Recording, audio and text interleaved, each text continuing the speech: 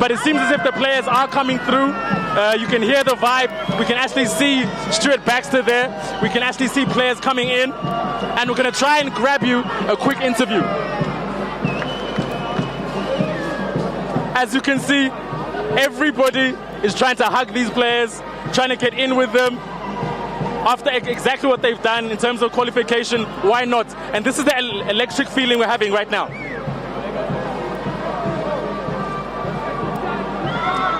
Mr. Baxter, how are you feeling after qualification? Relieved, happy, and above all, pleased for these people. And obviously, football is a very fickle game. One day the fans love you, next day they hate you. How are you feeling? Oscar Wilde said, success and failure, both of those ladies you should treat with the same disrespect. And are you proud of your players after their performance, especially in terms of the pitch? Massively. They showed qualities that we've been waiting for.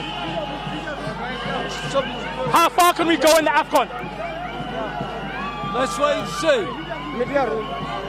That was Stuart Baxter giving us his views in terms of how he feels about the players. So in terms of how he feels about the players, how he feels about qualification. Let's try and get some other players. Let's try and get a reaction from some of these other players also.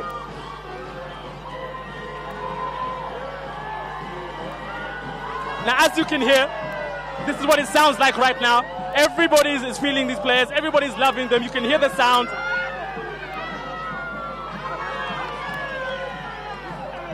Let's try and get the views of our captain.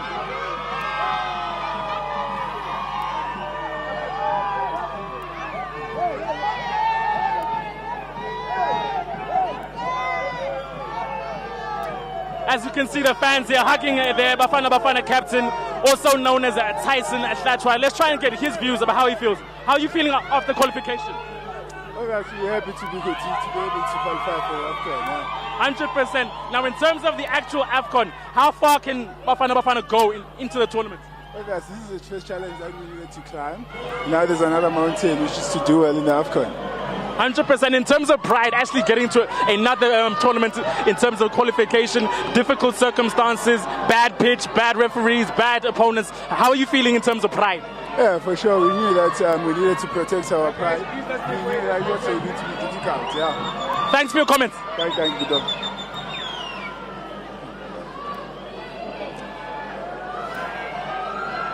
Andre Arons, how are you feeling after the qualification period? Fantastic. It's such a good feeling. It was a lot of hard work, but credit to the boys.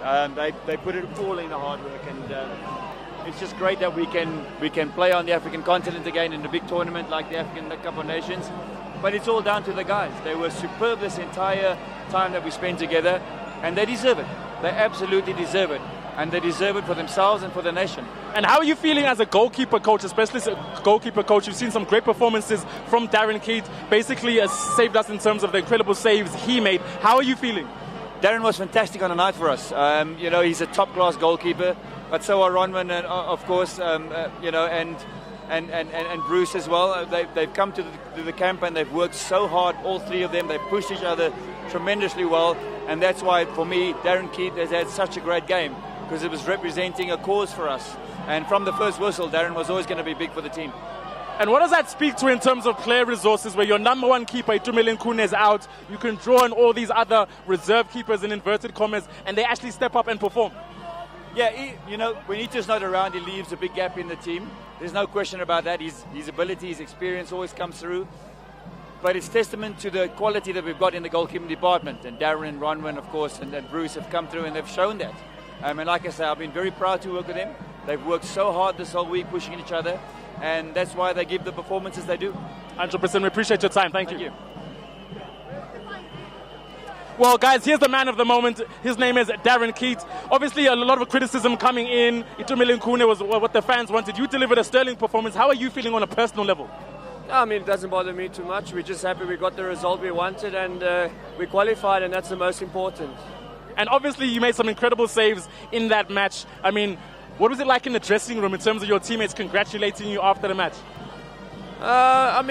It's my job, My job's I'm there to help the team make sure we get done what we needed to get done, and obviously it's a great effort from the boys to win, and we take it from there, and the rest doesn't matter at all, but the qualification is what matters.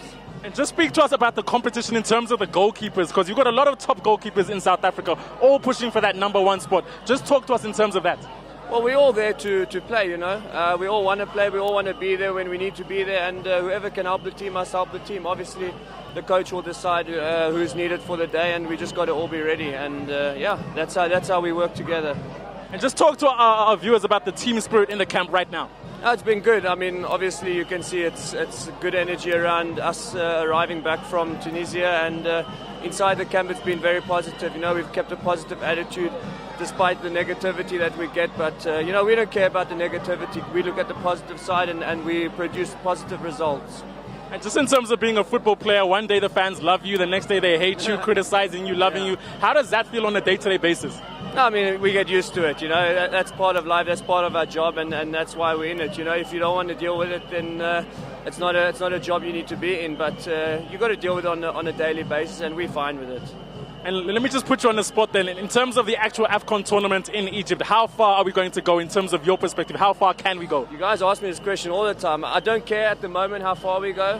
What's important is that we continue the relationship we have amongst the players, and we get the fans behind us again, and then we can take it from there. We need to work hard as a nation, as a team, and as a setup to do the best we can and to make South Africa proud, and that's all that matters at the moment. 100%. We appreciate your time. Let's let you get on your way, and also get some reaction from the fans right here. How are you guys feeling about qualification? Yeah, very much excited, ecstatic. You know, we couldn't wait for this moment. You know, we've been trying to qualify, understand, but unable to do so. But this time around, we are very proud of our boys. They played very well. They astonished us, my brother. You know, that's why we see all South Africans. They're here, happy, excited. You know, we booked us the tickets to Egypt. I think all the fans, just a plea to South Africans to say, please, take fans with players. There's no soldiers that will go to war without guns. We are guns. They are soldiers. Take us to Egypt just to rally behind Bafana, just to make sure they don't only just go there just to add up numbers. We are going there to compete against the best, meaning we must reach the semi-final. Final will be a bonus for us. 100% fans saying they must reach the semi-final. Let's get the female perspective. How are you feeling about the whole qualification process, and of course Bafana coming home as heroes? I'm so excited. I'm happy, and I'm hoping that they will represent us well in Egypt. I'm happy for Bafana. I urge all the sponsors, please take us to Egypt. We really want to go to Egypt and support Bafana because they made us proud in Tunisia. 100%. Let's speak to Dejan right now. He's one of the most notorious or most famous fans, I should say, in South Africa, known for his Orlando Pirates allegiance. But in terms of the national setup, how did you see Bafana qualifying? How did you see the whole campaign? Look, very excited indeed. You know, we showed the fighting spirit and the character. You know, some games, you know, we slipped a little bit, but eventually, very important that on the end we achieve what we're supposed to achieve. Going to the African Cup of the Nation in Egypt, you know, and then you must just make it sure that you can see here today the fans are behind the Bafana, and they will always be behind the Bafana. So it's a time for the SAFA, for the people from the government, and this making sure taking us there so that we can be with them there as a 12 player, supporting them and wish them all the best in Egypt. That's what we want as a fans. How far do you see Bafana going into the actual 2019 tournament? We've heard other fans saying they want to see us in the semi-final. Where do you see us ending up? Look, definitely for sure, you know. We must make it sure that we pass the first round and compete and going further, you know. And when we're going further, then we have to take the game by the time. The game after the game. That's how we will arrive very far, you know. We must not look behind us, but make sure that whatever we go and whoever is in front of us, we make sure that we beat them and progress it in the next round. And that's how we will achieve ourselves to going further to the semi-final and the final. 100%. You heard it from the horse's mouth that was Dejan, one of the #1 fans in South Africa, right here at Tambo. Crazy pandemonium, I could say, in terms of the actual volume of fans, and of course the number, and of course the actual sound, and what it actually felt like to be here right now. Let's just walk you through the airport and give you a sense of what it looks like. Now, obviously, Bafana and the team, the coaching staff, they've walked their way through the airport, said hello to the fans, were greeted with a hero's welcome. And this is what the fans are doing. This is exactly what the fans are doing. This is exactly what they feel like right now. And that's all down to South Africa qualifying for the first time in 4 years for a major tournament. Let's continue to walk through and give you a better sense of what it looks like deeper into the airport. Now, as you can see, it's actually chock-a-block full. It's packed. There's noise. There's fans everywhere. Other people are actually oblivious to what's happening. Other people going around or going through their normal daily routines at ATMs, lining up to get airplane tickets. And of course, we have the super fans. The super fans are what we're looking at right now, giving Bafana their heroes worship and of course their heroes welcome as they come into the stadium.